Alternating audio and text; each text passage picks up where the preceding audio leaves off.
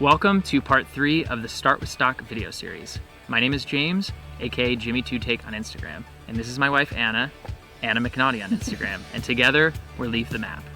In today's video, you'll be learning about how to use Adobe Stock footage to really spice those travel films up.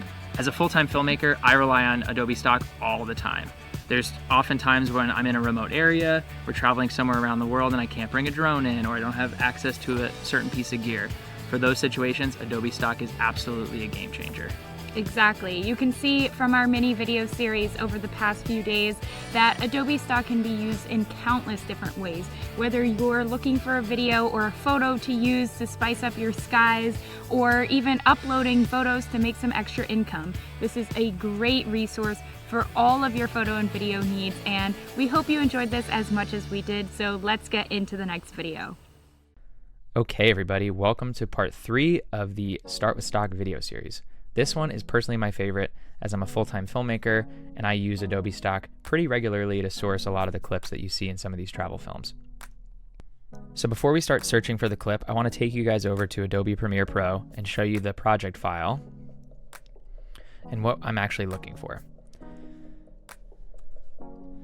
So in a lot of cases, after I've actually built a whole timeline, this is a project from a recent trip up to the Pacific Northwest on a kayaking trip, I feel like it's missing something, where I feel like there needs to be that extra clip that maybe I didn't shoot or I didn't have access to. And in this case, we were on a 3-day kayaking trip where I was pretty limited to the gear that I could actually bring with me, in this case, my drone.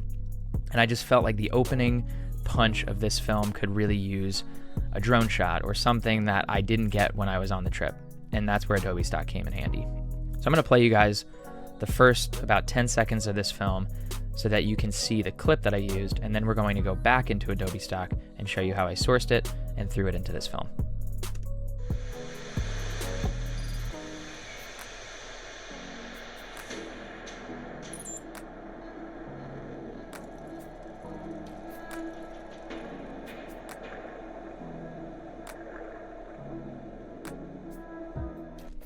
Okay, so that's the first 15 seconds of this film, and the clip that I was desperately missing here was this clip right here.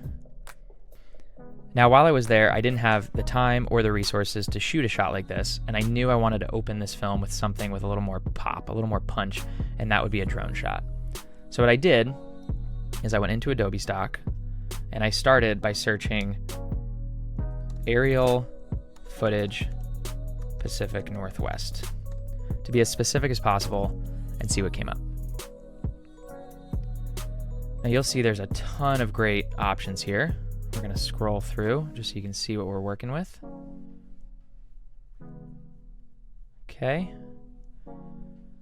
And it usually takes me a little while to find the right clip.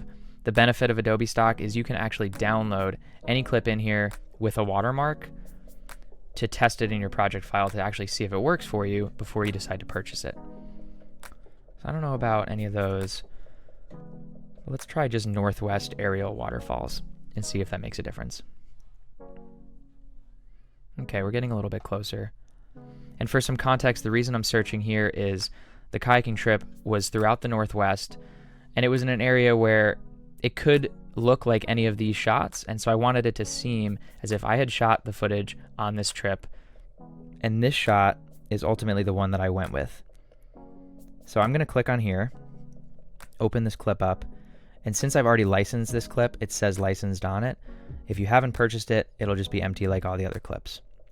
And you'll notice there's 2 options here. You have an HD option and a 4K option, and the prices vary between each.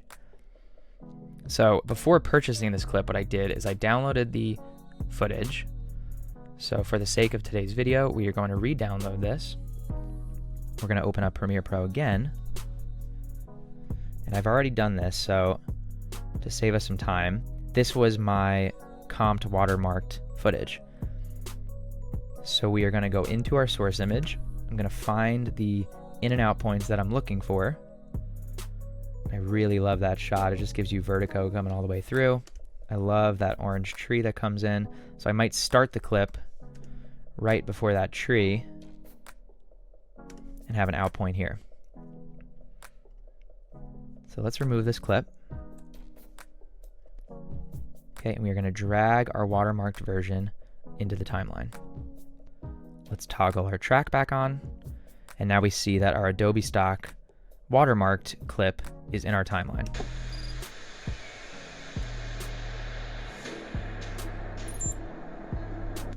Okay.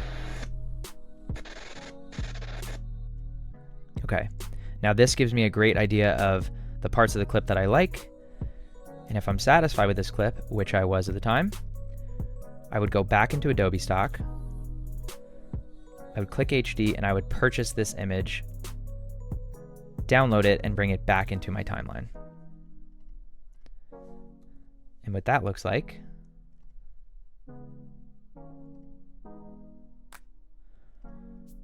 is this shot, exact same shot without a watermark,